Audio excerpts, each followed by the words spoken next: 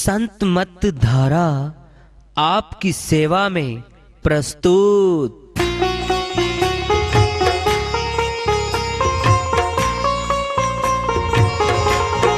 जो चाहता है प्रभु प्यारा वो आओ संत मत धारा।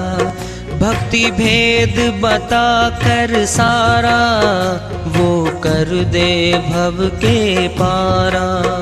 जो चाहता है प्रभु प्यारा वो आओ संत मत धारा। भक्ति भेद बता कर सारा वो कर दे भव के पारा। जो चाहता है प्रभु प्यारा।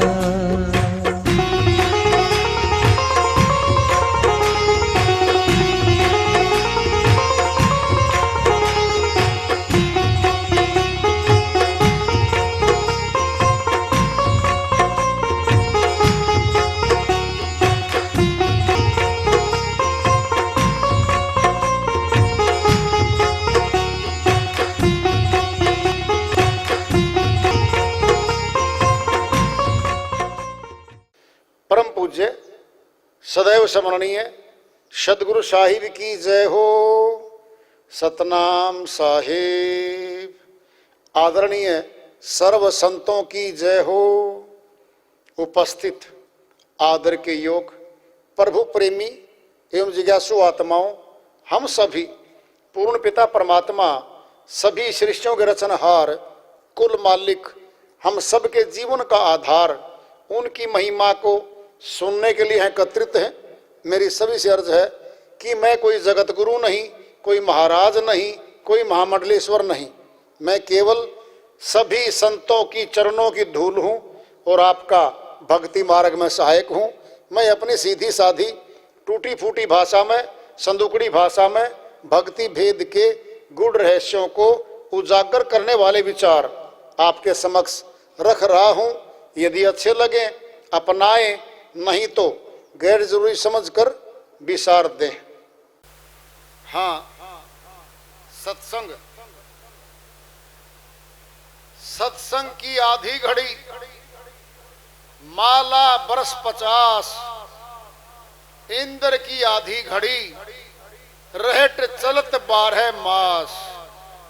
कबीर साहिब बहुत बड़ी बात समझा रहे हैं हमें।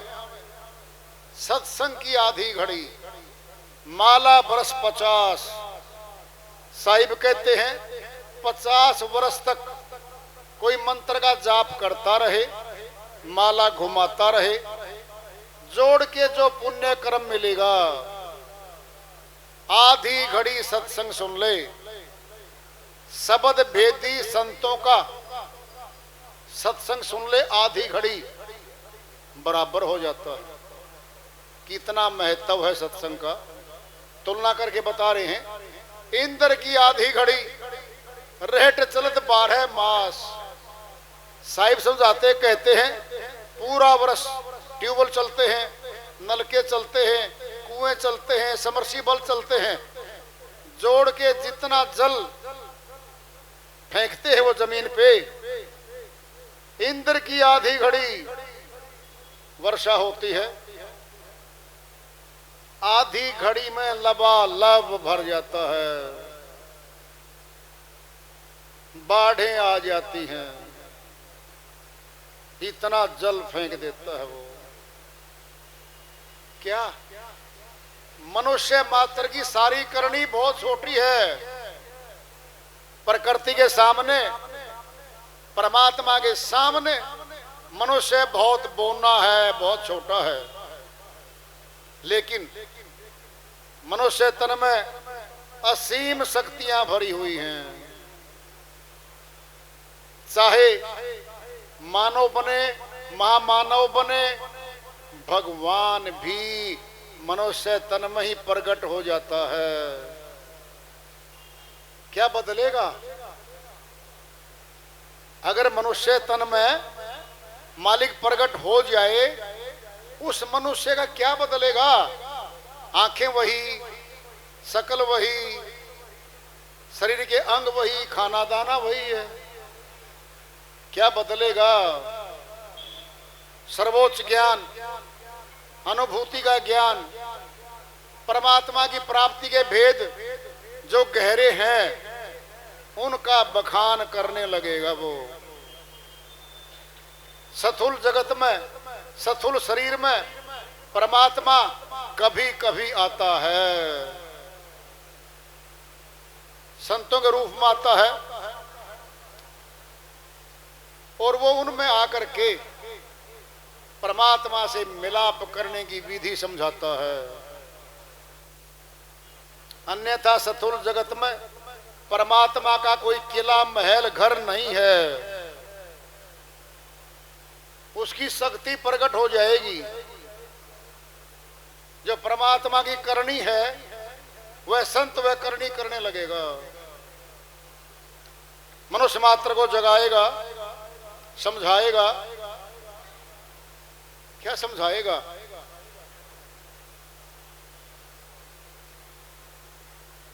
बड़े भाग्य मानुष तन पावा, सुर दुर्लभ सदग्रंथन गावा। श्रोमणी गोस्वामी जी महाराज समझाते कहते हैं बड़े भाग्यशाली मनुष्य हैं जिनको मनुष्य तन प्राप्त था। देवता लोग तरसते हैं जिस मनुष्य तन को पाने के लिए, वह मिल गया हमें। तो मनुष्य क्या करता है? उल्टा करता है। देवों की पूजा करता है, देवों की भक्ति करता है, देवों की अर्चना करता है। दृष्टांत ले लो, पिंड में अगर प्रधानमंत्री एक चपरासी की सेवा करे वो तो उसके अधीन है। क्या देगा वो? मनुष्य तन लेकर के देवों की पूजा सेवा में लिप्त हो जाए मनुष्य, क्या देंगे वो? मनुष्य तन वो चाहते हैं। तीन रास्ते फटते हैं मनुष्य के सामने। आजाद है ये, जो उनसे रास्ते पे जाना चाहे आजाद है। नरक, स्वर्ग, अपवर्ग, अमर लोक का रास्ता खुलता है इसके सामने। जहां जाना चाहे जा सकता है। जिस रास्ते पे चलेगा उसी की मंजिल पे जाएगा। ये सर्वोत्तम रास्ता तो अमरलोक का है। संतों ने अमरलोक का रास्ता खोला है। साहिब चारों युगों में आए हैं। सतयुग में सत सुकृत नाम से आए। राजा धौंधल को ज्ञान दिया, सत्य शब्द उपदेश दिया, उसका कल्याण किया। मथुरा में आए, खेमसरी भक्तनी मिली, साहिब ने उसको सत्य लोक दिखाया।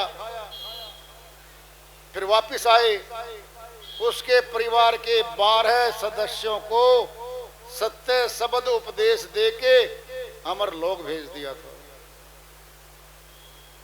त्रेता में आए साहिब मुनिंदर नाम से। मुनिंदर नाम से साहिब आए। विचित्र भाट दरबारी रहा महाराजा रावण का, उसको सत्य शब्द उपदेश दिया। उसकी धर्मपत्नी को दिया, रानी महारानी मंदोदरी को भी दिया, जो धर्मपत्नी रही राजा रावण की। फिर साहिब बोले, हे मंदोदरी, राजा रावण को मिलना चाहता हूं मैं। साहिब रहने दो, बहुत अहंकारी है। शिव जी के गण भी बाहर खड़े होते हैं मिलने के लिए, वह नहीं मिलता। साहिब बोले, मैं मिलूंगा, कोई बात नहीं। साहिब गए महल के द्वार पे, दरबारी को बोले, भाई अंदर जाके राजा रावण को बोल दे एक साधु आया है, आपसे मिलना चाहता है, आकर के मिल ले। दरबारी बोला जी मेरी तो मौत है, अगर मैं जाके उसको कहूंगा मेरी गर्दन काट देगा, तेरी इतनी हिम्मत मुझे बुलाएगा? जी मैं तो मरूंगा, मुझे तो मार डालेगा वो। साहिब बोले भाई जा, तुझे नहीं मारेगा, मैं कहता हूं ना। डरता डरता चल पड़ा, राजा रावण को संदेश दिया। जी एक श्वेत वस्त्रों में साधु है, वह कहता है मैंने मिलना है, आप उसको मिल लो। वहीं से क्रोध उठता है रावण में, इतनी हिम्मत साधु की, मुझे बुलाए, इंतजार करते हैं शिवजी गण, तब नहीं मिलता मैं, अभी देखता हूं सिर काटता हूं उसका कौन है। तलवार निकाल के चल पड़ता है। द्वार पे साहिब खड़े थे, तलवार का वार किया रावण ने, तिनका उड़ा दिया साहिब ने, तिनके पे 70 वार किए तलवार के, तिनका नहीं कटा। संकोच बस रावण पूछता है जी आप कौन हो? ए अहंकारी राजा रावण, तेरा सिर काटेगा राजा राम आएगा, तेरा विनाश करेगा, तब तुझे पता लगेगा कि मैं कौन था। नहीं मानना था वो। महारानी मंदोदरी ने जब माता सीता का अपहरण करके ले गया था राजा रावण, बहुत बार विनती की थी छोड़ दे, वापिस भेज दे, युद्ध होगा, लाखों लाखों लोग मारे जाएंगे। राजा रावण नहीं मानना था। वहां से चले साहिब, अयोध्या नगरी में आए। मधु जी को मिले, उसका उद्धार किया, उसका कल्याण किया, सत्य शब्द उपदेश दिया। 16 सदस्यों को, घर वालों को उन्होंने उपदेश दिलवाया साहिब से। अमर लोक चली गई वो आत्माएं। द्वापर युग में आए साहिब, करुणा में स्वामी नाम से आए थे। रानी इंद्रमती थी, भगतनी थी जन्मों की, उनसे भेंट होती है, साहिब उनको सत्य उपदेश देते हैं। अमर लोक चली जाती है और अपने पति का भी उद्धार करवाती है। जो राजा था, चंद्र विजय राजा था, उसका भी उद्धार करवाया।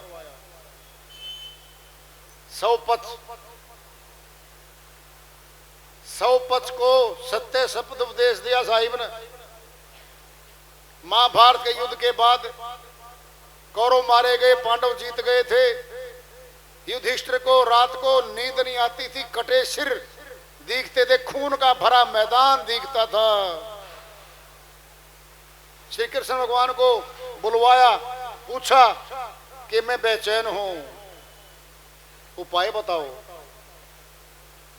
श्री कृष्ण भगवान बोले भाई भंडारा कर दे सारी जनता का, साधुओं का, विद्वानों का, ब्राह्मणों का, संतों को बुला ले। 1 घंटा बजेगा 5 बार, तेरा यज्ञ सफल होगा। ये पाप कर्म जितने किए गए हैं, तब कुछ शांति मिलेगी तुझे। सभी बुलाए, ब्राह्मण आए, ऋषि मुनि आए, बहुत साधु लोग आए, सभी ने भोजन कर लिया। घंटा नहीं बजा, तब बोले युधिष्ठिर हे माधव, घंटा तो नहीं बजा, भाई कोई साधु रह गया है, उसको बुलवाओ। नौता देने कौन गया था? भीम गया था, भीम को बुलवाया। भाई कोई रह गया? हाँ जी एक रह गया, एक झोपड़ी में बैठा था। मैंने कहा जी चलो, मेरे भाई राजा ने बुलाया आपको। वो बोला भाई ऐसे ऐसे 1000 यज्ञों का फल तेरा भाई देवे तो मैं आऊं पूछ ले। एक नहीं हो रहा हमारे से, तो वो 1000 मांगता है। आपने क्या कहा भीम? मैंने कहा पड़ा रहो यहां, हमारा यज्ञ सफल हो जाएगा, मत आना। वही थे सौपथ, पांचों पांडव, द्रौपदी साथ गई, मनाया, माफी मांगी, ले आए, बैठ के भोजन किया। तब घंटा बजा था। सौपथ अमर लोक का संत, कलयुग माए साहिब, कबीर साहिब के नाम से आए। नीरू नीमा वचन दिया हुआ था पहले का, लंबा हो जाएगा। सौपथ के माता पिता ही थे ये। जब सौपथ अमरलोक चलने की तैयारी हुई, हाथ जोड़ के निवेदन करता है उसे करुणामय स्वामी से कि जी मेरे माता पिता को भी पार लगा दो। साहिब बोले किसका कौन माता पिता भाई, ये मृत्यु लोक है, क्या बातें करते हो। पुरजोर प्रयास किया, गिड़गड़ाया, मना लिया। साहिब बोले भाई मैं अपने माता पिता बना के भी पार कर सकता हूं, कर दूंगा। ये वही आत्माएं चलती चलती नीरू नीमा के रूप में आ गई थी। कमल के फूल पे साहिब प्रकट होते हैं। नीमा उसको देख के खुश होती है, कितना सुंदर बच्चा है, उठाती है। नीरू बोले फेंक दे वापिस, हमारा नहीं है ये, लोग चर्चाएं करेंगे, चुरा लाए किसी का बच्चा। वहां साहिब बोलते हैं बच्चे रूप में थे, वहीं बोलना शुरू कर देते हैं। पूर्व जन्म के वचन से तोहे मिला मैं आप, हे नीरू भक्ति संदेश सुनाऊंगा, ले चल अपने साथ। वचन बोलते ही नीरू ये कैसा बच्चा, विलक्षण बुद्धि कैसी, ले आए। फिर वहां से शुरू होता कार्यक्रम। उस समय हिंदुओं का मुस्लिमों का प्यार नहीं था, नफरत की दीवार खिंची हुई थी। साहिब ने सोचा अगर मैं रामानंद जी महाराज को जुड़ जाऊंगा तो हिंदू भी सुन सकते हैं मेरे को। तब रामानंद जी से युक्ति से जुड़े और प्रचार में आ गए। रविदास जी महाराज 155 वर्ष 158 वर्ष रहे हैं, साहिब 120 वर्ष रहे हैं। रविदास जी महाराज साथ ही चलते थे। गोरा कुम्हार साहिब के साथ चलता था प्रचार में। अनेक का अनेक संत थे जो गली गली गांव गांव प्रचार में चलते थे। सेठ धर्मदास से भेंट होती है। सेठ धर्मदास पुण्य कर्म करता हुआ, तीर्थों पे चलता हुआ, भंडारे करता हुआ चला गया था। एक जगह जब साहिब ने देखा इसका तो उद्धार करना है मैंने, वहां भेंट होती है, वो जुड़ते हैं आपस में। फिर वही सेठ धर्मदास अमरलोक के मार्ग पे, सत्य भक्ति के मार्ग पे जुड़ गया। खूब प्रचार किया साहिब का। तो आज पूरे संसार में, पूरे विश्व में साहिब का नाम श्रद्धा से, सम्मान से लिया जाता है। अनंत श्रीवाणियां है साहिब की। जेते पत्थर वनस्पति और गंगा की रेणु, पंडित बेचारे क्या कहें, कहें कबीर मुख बैणु। ए दुनिया के लोगों इतनी वाणी बोल दी मैंने, कोई वनस्पति के पत्ते नहीं गिन सकता, श्री गंगा की रेत के कण नहीं गिन सकता। इतनी श्रीवाणियां बोल दी मैंने यहाँ पे। उनके मार्ग पे कठिन योग को सरल बना दिया। कठिन भाषा में दिया जाने वाला ज्ञान साहिब ने सरल कर दिया, आम जनता के लिए कर दिया। किसान, मजदूर, अनपढ़, शिक्षित, कोई भी श्री वाणियों को समझ सकता है, आसानी से सरल बना दिया साहिब ने। कबीर साहिब की श्री वाणी आ रही है, भजन के माध्यम से है।